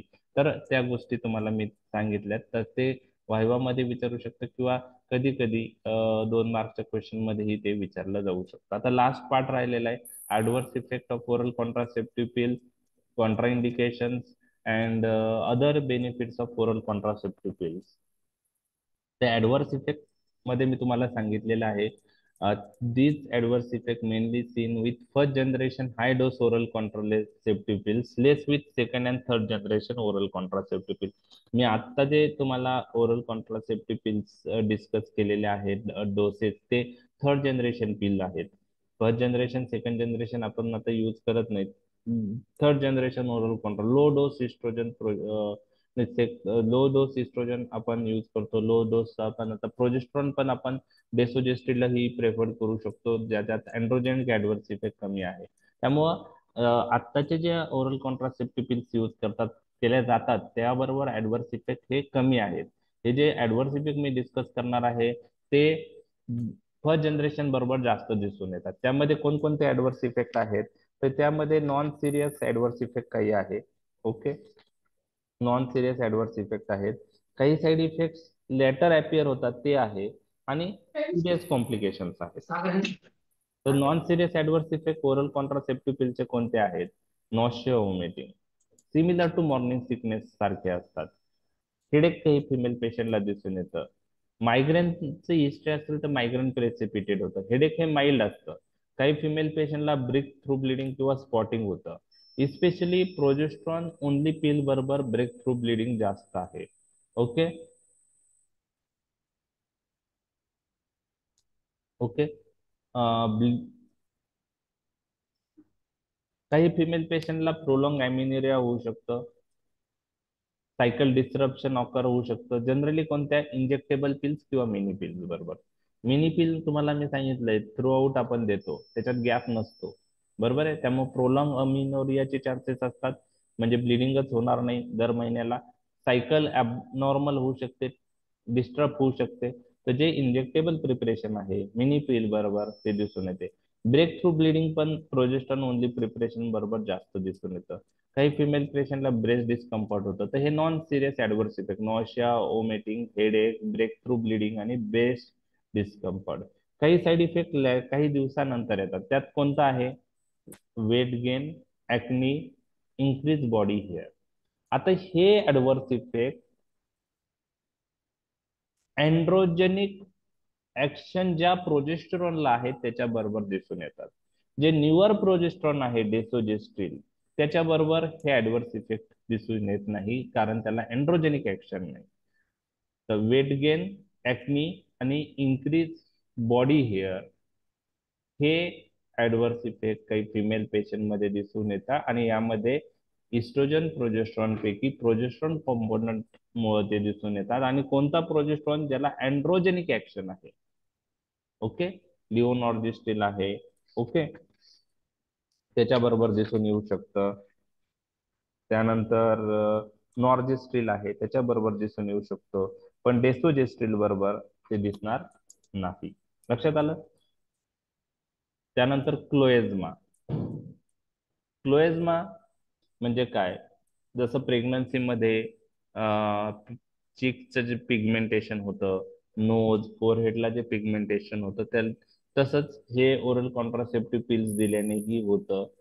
त्याला आपण क्लोएझमा म्हणतात. क्लोएझमा म्हणजे pigmentation of the cheek, nose and forehead similar to that occurring in pregnancy, हे क्लोएझमा. त्यानंतर प्रुरायटस वल्वी, हे पण काही फिमेल पेशंट मध्ये दिसून येतो. काही फिमेल पेशंट मध्ये कार्बोहायड्रेट इंटॉलरन्स आणि प्रेसिपिटेशन ऑफ डायबिटीस हे दिसून येतो. पण आत्ताच्या जनरेशन, थर्ड जनरेशन पिल बरोबर हे फार रेअर आहे. त्यामुळं तुम्ही म्हणजे day to day clinical practice मध्ये तुम्हाला ते ऍडव्हर्स इफेक्ट रेअरली दिसणार आहे. सिरियस कॉम्प्लिकेशन जे आहेत, म्हणजे आता हे जे adverse effect later in the pregnancy, म्हणजे sorry later in the oral contraceptive pill use केल्यानंतर काही दिवसांनी दिसून येतात. त्यामध्ये तुम्हाला मी सांगितलं weight gain, acne and increase hair growth, body hair growth, chloasma, pruritus vulvae आणि कार्बोहायड्रेट इंटॉलरन्स. सिरियस कॉम्प्लिकेशन्स काय आहेत?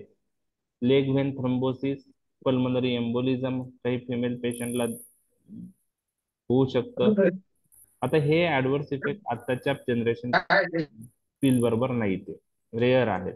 त्यानंतर कोरोनरी आणि सेरेब्रल थ्रोम्बोसिस काही पेशंट मध्ये होऊ शकतं. त्यामुळे मायोकार्डियल इन्फार्क्शन, स्ट्रोकची रिस्क वाढते. त्यानंतर बीपी इन्क्रीज होऊ शकतो काही फिमेल पेशंट मध्ये. लिपिड प्रोफाईल ॲबनॉर्मल होऊ शकतो, ट्रायग्लिसराईड वाढू शकतो. आणि तुम्हाला लक्षात ठेवायचं आहे की काही कार्सिनोमाची रिस्क वाढू शकते. कोणत्या कार्सिनोमाची रिस्क वाढू शकते? आता याच्याबद्दल पण क्लिअर कट डाटा अवेलेबल, म्हणजे म्हणजे काय म्हणता येईल की असं इव्हिडन्स तेवढा नाहीये. अॅनिमल स्टडी मध्ये दिसून आलं आहे, त्यामुळे तिथं मेन्शन केलेलं आहे बुक्स मध्ये, जेनायटल कार्सिनोमाची रिस्क वाढू शकते. कोणती? ते तुम्हाला लक्षात ठेवायचंय. म्हणजे सिरियस कॉम्प्लिकेशन मध्ये पहा, leg vein thrombosis, pulmonary embolism, coronary आणि सेरेब्रल थ्रोम्बोसिस मुळे मायोकार्डियल इन्फार्क्शन, स्ट्रोकची रिस्क वाढते, बीपी राईज होऊ शकतो, ट्रायग्लिसराईड ॲबनॉर्मल होऊ शकतं, ओके. त्याचप्रमाणे जेनायटल कार्सिनोमा रिस्क वाढू शकते. कोणता कार्सिनोमाची रिस्क वाढू शकते? वजायनल, सर्वायकल आणि ब्रेस्ट कॅन्सर. वजायनल, सर्वायकल आणि ब्रेस्ट कॅन्सर, ओके. हे पण ॲनिमल स्टडी मध्ये दिसून आलेलं आहे, ओके. पण लास्ट 30 वर्षामध्ये जो इपिडेमॉलॉजिकल डाटा ऑब्टेन झालेला आहे ह्युमन्स मधला, त्याच्यात असं दिसून आलंय की हे जे ॲनिमल स्टडी मध्ये काही कॅन्सरची रिस्क दिसून आली, ती ह्युमन मध्ये दिसून आली नाही. बरोबर आहे? त्यामुळं जो कन्सर्न आहे जेनायटल कार्सिनोमा, वजायनल सर्वायकल कॅन्सर किंवा ब्रेस्ट कॅन्सर, हे फक्त ॲनिमल स्टडीशीच रिलेटेड आहे. इपिडेमॉलॉजिकल डाटामध्ये तसं काही दिसून आलेलं नाही. बेनाइन हिपॅटोमाची रिस्क वाढते, गॉल स्टोनची रिस्क वाढते. हे सिरियस कॉम्प्लिकेशन्स ओरल कॉन्ट्रासेप्टिव्ह पिलचे काही फिमेल पेशंट मध्ये दिसू शकतात. आता कॉन्ट्राइंडिकेशन्स काय आहे? तर काही ऍब्सोल्यूट कॉन्ट्राइंडिकेशन, काही रिलेटिव्ह कॉन्ट्राइंडिकेशन आहे. म्हणजे एखाद्या पेशंटला थ्रोम्बोएम्बोलिक डिसऑर्डर असेल, करोनरी आर्टरी डिसीज असेल, सेरेब्रोव्हॅस्क्युलर डिसीज असेल, अशा पेशंटला जर ही हिस्ट्री असेल फिमेल पेशंटला, तर त्यामध्ये आपण ते अवॉइड केले पाहिजे. एखाद्या फिमेल पेशंटला मॉडरेट टू सिव्हिअर हायपरटेन्शन आहे, हायपरलिपिडेमिया आहे, म्हणजे सिरियस ऍडव्हर्स इफेक्टशी रिलेटेड काही गोष्टी चान्सेस जास्त असेल तर अशा पेशंटमध्ये आपण ते अवॉइड केले पाहिजे. ऍक्टिव्ह लिव्हर डिसीज असेल, म्हणजे पेशंटला हिपेटेमा असेल, जॉन्डिसची हिस्ट्री असेल लास्ट प्रेग्नन्सीला, तर ते अवॉइड केले पाहिजे. जेनेटल किंवा ब्रेस्ट मॅलिग्नन्सीचे रिस्क असेल किंवा ती मॅलिग्नन्सी असेल तर अशा पेशंटमध्ये आपण अवॉइड करतो. त्यानंतर पॉर्फायरीच्या पेशंटमध्ये अवॉइड करतो. ज्या फिमेल पेशंटला म्हणजे सर्जरी करावं लागू शकते अशा फिमेल पेशंटमध्ये ओरल कॉन्ट्रासेप्टिव्ह पिल आपण अवॉइड करू शकतो, कारण थ्रोम्बोएम्बोलिझमचे चान्सेस असतात. रिलेटिव्ह कॉन्ट्राइंडिकेशन म्हणजे काय, की त्याच्यात काय ते अवॉइडच करायचं असं नाही, पण आपल्याला अंडर सुपरविजन देणं गरजेचं आहे. मग diabetes, obesity, smoking, undiagnosed vaginal bleeding, uterine leiomyoma, त्यानंतर म्हणजे युटेराइन लिओमायोमामध्ये इस्ट्रोजन कंटेनिंग पिल जर आपण दिली, इस्ट्रोजन असेल तर ते युटेराइन लिओमायोमा एनलार्ज करू शकतं. त्याच्यामुळे आता युटेराइन लिओमायोमा हा काय आहे ते म्हणजे ओबीजीवाय रिलेटेड आहे, त्यामुळे मी त्यात जाणार नाही. फक्त estrogen preparation containing oral contraceptive pill असेल तर युटेराइन लिओमायोमा स्टिम्युलेट होऊ शकतं, त्याची ग्रोथ वाढू शकते, म्हणून प्रोजेस्ट्रॉन ओनली पिल त्यात देऊ शकतो. पण oral combine contraceptive pills uterine leiomyoma मध्ये अवॉइड करायचा. मेंटली इल पेशंट असेल, एज अबो 35 असेल, माइल्ड हायपरटेन्शन असेल, मायग्रेनची हिस्ट्री असेल किंवा गॉल ब्लॅडरचा डिसीज असेल तर यामध्ये रिलेटिव्ह कॉन्ट्राइंडिकेशन आहे, म्हणजे आपण यूज करू शकतो परंतु अंडर सुपरविजन करावं, कॉशियसली यूज केले पाहिजे. ओके. इंटरॅक्शन तुम्हाला सर्वांनाच माहिती आहे. ओरल कॉन्ट्रासेप्टिव्ह फेल्युअर रिफम्पिसिन बरोबर दिसून येऊ शकतं. कशामुळे दिसतं ते आठवतंय तुम्हाला? Why rifampicin responsible for oral contraceptive failure? म्हणजे एखादी फिमेल पेशंट ओरल कॉन्ट्रासेप्टिव्ह पिलवर आहे, तिला टीबी डायग्नोज झाला, अँटी ट्युबरक्युलर ड्रग स्टार्ट केले, तर काही दिवसांनी ती कन्सिव्ह झाली, म्हणजे ओरल कॉन्ट्रासेप्टिव्ह पिल घेत असताना ही कन्सिव्ह झाली, तर त्याचं कारण काय आहे? असं जर क्वेश्चन 2 मार्कला आला तर तुम्ही त्याचा आन्सर काय देणार? रिफम्पिसिन ओरल कॉन्ट्रासेप्टिव्ह पिलचं फेल्युअर का करतं? तर रिफम्पिसिनची एक प्रॉपर्टी तुम्हाला जनरल फार्मॅकमध्ये मी सांगितली, आठवते का तुम्हाला? Enzyme link cancer. एन्झाईम इंड्युसर आहे रिफम्पिसिन. रिफम्पिसिन एन्झाईम इंड्युसर आहे, तो मायक्रोझोमल एन्झाईमचा नंबर वाढवतो आणि त्याच एन्झाईमनी इस्ट्रोजनचं मेटाबॉलिझम होतं आणि इस्ट्रोजनचं मेटाबॉलिझम होऊन तो इनएक्टिव्ह फॉर्म मध्ये कन्वर्ट होतो. त्यामुळे ओरल कॉन्ट्रासेप्टिव्ह पिलचा इफेक्ट कमी होतो आणि ओरल कॉन्ट्रासेप्टिव्ह फेल्युअर होतं. तर rifampicin responsible for oral contraceptive failure due to its enzyme induction property. त्याचा अर्थ असा आहे की रिफम्पिसिन दिल्याने मायक्रोझोमल एन्झाईमचा नंबर वाढतो आणि तो वाढल्यामुळं ओरल कॉन्ट्रासेप्टिव्ह पिलचं मेटाबॉलिझम वाढतं आणि त्याच्यामुळं फेल्युअर येतं. त्यामुळं जेव्हा फिमेल पेशंटला ओरल कॉन्ट्रासेप्टिव्ह पिलवर आहे आणि टीबी डायग्नोज झाला, त्यावेळेस आपल्याला रिफम्पिसिन देणं तर गरजेचं आहे, पण तिला आपण ऍडवाइस केलं पाहिजे की बाबा दुसरं कॉन्ट्रासेप्टिव्ह मेथड आपण म्हणजे त्या फिमेल पेशंटला ऍडवाइस केलं की ते आपण यूज करावी. ओके. आपण दुसरी कॉन्ट्रासेप्टिव्ह मेथड तुम्ही यूज केली पाहिजे, ओरल कॉन्ट्रासेप्टिव्ह फेल्युअर होऊ शकतं. अजून एक इंटरॅक्शन मी तुमच्याशी डिस्कस केली आहे की अँटीबायोटिक जरी आपण जास्त दिवस यूज केले, फिमेल पेशंट ओरल कॉन्ट्रासेप्टिव्ह पिलवर आहे आणि लॉंग पिरियड पर्यंत अँटीबायोटिक त्या फिमेल पेशंट मध्ये दिले, तरीही ओरल कॉन्ट्रासेप्टिव्ह फेल्युअर होऊ शकतं. कसं होऊ शकतं? तर ते तुम्हाला मी सांगितलेलं आहे की ज्यावेळेस ओरल कॉन्ट्रासेप्टिव्ह पिल आपण देतो त्यामध्ये इस्ट्रोजन प्रोजेस्टेरॉन असतं. तर तुम्हाला मी सांगितलं इस्ट्रोजन हे मेटाबोलाइज जे होतं ते लिव्हर मध्ये होतं आणि ग्लुक्युरोनाइड कॉन्जुगेशन प्रोसेसने होतं आणि मेटाबोलाइज झालेला इस्ट्रोजन जो आहे, म्हणजे ग्लुक्युरोनाइड कॉन्जुगेटेड इस्ट्रोजन जो आहे तो लिव्हर मधून बाईल थ्रू स्मॉल इंटेस्टाईन मध्ये येतो, स्मॉल इंटेस्टाईन मधून लार्ज इंटेस्टाईन मध्ये येतं आणि लार्ज इंटेस्टाईन मध्ये जे नॉर्मल बॅक्टेरियल फ्लोरा आहे ते त्या कॉन्जुगेटेड इस्ट्रोजनला परत सेपरेट करतात. इस्ट्रोजन वेगळा होतो, ग्लुक्युरोनिक ऍसिड वेगळं होतं आणि जो फ्री झालेला इस्ट्रोजन आहे तो पोर्टल सर्क्युलेशन मधून परत लिव्हर मध्ये येतो, सर्क्युलेशन मध्ये जाऊ शकतो. त्याला एंटरोहिपॅटिक सायकलिंग असं म्हणतात. हे जनरल मध्ये आपण शिकलेलो आहोत. तर लॉंग टर्म अँटीबायोटिक दिल्याने म्हणजे एंटरोहिपॅटिक सायकलिंग मुळे इस्ट्रोजनची लेवल ब्लड मध्ये जास्त चांगली राहते. त्यासाठी नॉर्मल बॅक्टेरियल फ्लोरा महत्वाचा आहे. तो कॉन्जुगेटेड इस्ट्रोजनला डिकॉन्जुगेट करतो इंटेस्टाईन मध्ये, लार्ज इंटेस्टाईन मध्ये. तर अँटीबायोटिक दिल्याने हा नॉर्मल बॅक्टेरियल फ्लोरा डिस्ट्रॉय होतो. त्यामुळं कॉन्जुगेटेड इस्ट्रोजनचं डिकॉन्जुगेशन होत नाही, तो ग्लुकुरोनिक ऍसिड पासून फ्री होत नाही इंटेस्टाईन मधून, आणि त्यामुळं तो फ्री नाही झाल्यामुळं पोर्टल सर्क्युलेशन मधून रिअब्सॉर्ब नाही होणार, आणि त्यामुळे एंटरोहिपॅटिक सर्क्युलेशन जे आहे ते अफेक्ट होतं आणि ओरल कॉन्ट्रासेप्टिव्ह फेल्युअर होऊ शकतं. तर पहिली तरी तुम्हाला माहित पाहिजे, ती विचारण्याचे चान्सेस जास्त आहे विथ रिफॅम्पिसिन. आता अदर युजेस काय आहे, कशासाठी आपण हे यूज करतो ओरल कॉन्ट्रासेप्टिव्ह पिल? अदर युजेस माहिती आहे का तुम्हाला? ओरल कॉन्ट्रासेप्टिव्ह पिल्स चे अदर युजेस. एक प्रेग्नन्सी पॉइंट ऑफ व्ह्यू आपण ओरल कॉन्ट्रासेप्टिव्ह पिल यूज करतो, आणि अजून काही युजेस माहिती आहे का? Dysfunction uterine bleeding.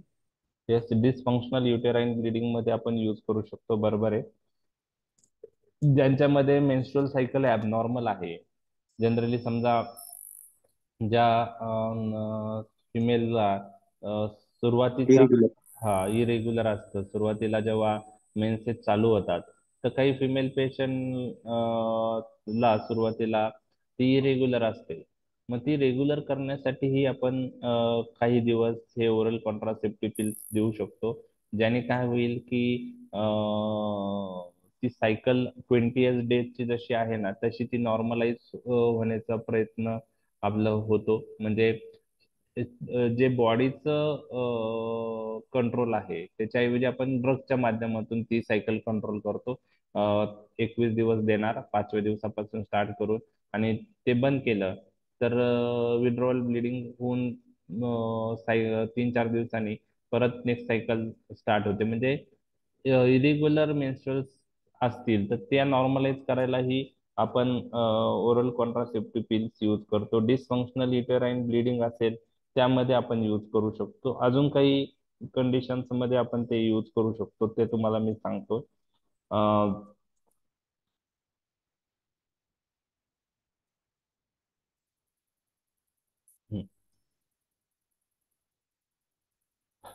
बेनाईन breast disease मध्ये म्हणजे ब्रेस्ट कॅन्सरचे रिस्क ते वाढवतं, मी तुम्हाला सांगितलंय. अॅनिमल स्टडी मध्ये दिसलंय, ह्युमन स्टडीज नाही. पण बेनाईन ब्रेस्ट डिसीज मध्ये त्याचा यूज ओबीजी म्हणजे जे गायनेकोलॉजी पॉइंट ऑफ व्ह्यू आहे, एक्टोपिक प्रेग्नन्सी मध्ये ते आपण यूज करू शकतो. आपण पाहिलेलं आहे की ओरल कॉन्ट्रासेप्टिव्ह जेनायटल कार्सिनोमाची रिस्क वाढते. म्हणजे वजायनल कॅन्सर आहे, सर्व्हायकल कॅन्सर, किंवा जे ब्रेस्ट कॅन्सरची रिस्क वाढते अॅनिमल स्टडीमध्ये पाहिलेलं आहे. परंतु तुम्हाला हे पण लक्षात ठेवायचं आहे, नॉन कॉन्ट्रासेप्टिव्ह बेनिफिट मध्ये ओरल कॉन्ट्रासेप्टिव्ह पिल काही कॅन्सरची रिस्क कमी करते. कोणत्या कॅन्सरची रिस्क ओरल कॉन्ट्रासेप्टिव्ह पिल्स कमी करतात, तर ते पण तुम्हाला एमसीक्यू मध्ये माहित पाहिजे. तर ओव्हेरियन कॅन्सर, एंडोमेट्रियल कॅन्सर आणि कोलॉन कॅन्सरची रिस्क ओरल कॉन्ट्रासेप्टिव्ह पिल्स मुळे कमी होऊ शकते.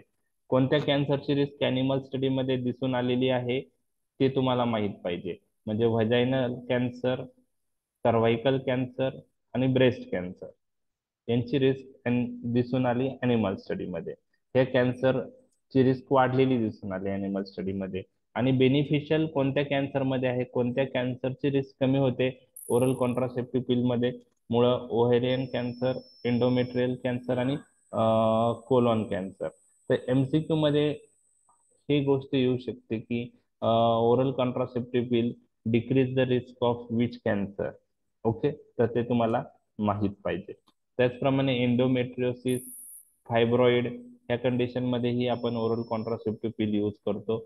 आयर्न डिफिशियन्सी अॅनेमिया आहे, आणि त्याचा कॉज एक्सेसिव्ह मेन्स्ट्रुअल ब्लिडिंग आहे, तर डिसफंक्शनल युटेराइन ब्लिडिंग आहे. तर आपण ते कंट्रोल करून अॅनिमिया त्या इम्प्रूव्ह होऊ शकतो. आयर्न डिफिशियन्सी अॅनिमिया त्यामुळे असेल डिसफंक्शनल युटेराईन ब्लिडिंगमुळे. आपण कितीही आयर्न टॅबलेट्स यूज केल्या तरी पण तो हिमोग्लोबिन त्या याच्यामध्ये जसं पाहिजे तसं वाढत नाही, कारण जे ब्लड लॉस आहे तो खूप असतो. तर ते ब्लड लॉस कमी करणं गरजेचं आहे. काही फिमेल पेशंटला प्री मेन्स्ट्रुअल टेन्शन सिंड्रोम असतो, त्यातही आपण यूज करू शकतो. आणि ओस्टिओपोरोसिस साठीही ते पोस्ट मेनोपॉझल वुमेन मध्ये यूज करू शकतो. परंतु आता बिसफॉस्फोनेट जास्त यूज होतात. तर हे अदर युजेस आपण म्हणू शकतो ओरल कॉन्ट्रासेप्टिव्ह पिलचे अदर बेनिफिट्स.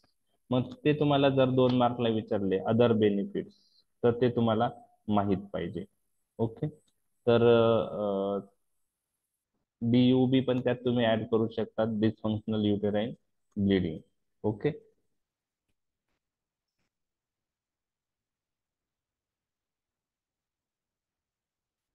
लक्षात आलं. इरेग्युलर सायकल रेग्युलर होऊ शकतात. सहेली ऐकलंय तुम्ही? सहेली. आता आपला टॉपिक हार्मोनल कॉन्ट्रासेप्टिव्ह कंप्लीट झालाय. सहेली नॉन हार्मोनल कॉन्ट्रासेप्टिव्ह आहे. सहेली यूज होतं इंडियामध्ये. सहेली ब्रँड नेम आहे. काही हो वर्षापूर्वी सर. तिची ऍड पण यायची ना, सहेली. हम्म. तर आता हे नॉन हार्मोनल कॉन्ट्रासेप्टिव्ह असल्यामुळे त्यात मी मेन्शन केलेलं नाहीये. ओके. तर सहेली जे आहे त्यामध्ये ऑर्मिलॉक्सिफेन असतं. ऑर्मिलॉक्सिफेन, सेंटक्रोमॅन, त्याला सेंटक्रोमॅन पण म्हणतात. तर तुम्ही सर्च करा. तर क्लिनिकल प्रॅक्टिस मध्ये किती यूज होतं त्याविषयी मला आयडिया नाही त्याची.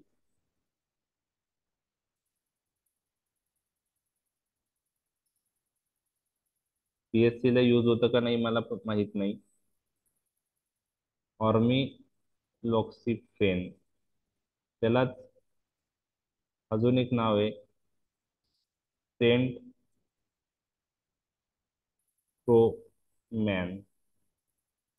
ऑर्मिलॉक्सिफेन, सेंट क्रोमॅन. आणि ब्रँड नेम जे आहे ते आहे सहेली. ओके.